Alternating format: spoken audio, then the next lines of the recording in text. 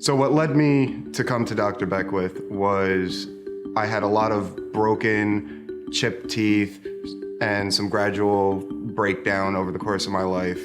And it had gotten to the point where I just needed a permanent solution. Kevin came to see us for his initial appointment, and what we saw initially in a young man was a terminal dentition.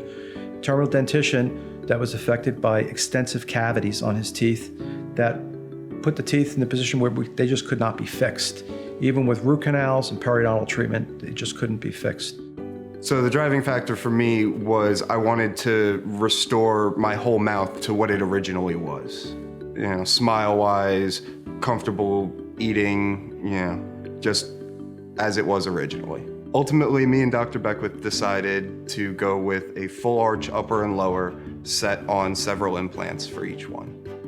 Kevin did not want to wear dentures. He was at the point where I'm too young to wear them and I want something more permanent. So Kevin opted to have dental implants placed to replace all of the teeth in his mouth that were removed. When I first saw my new smile, it was incredible.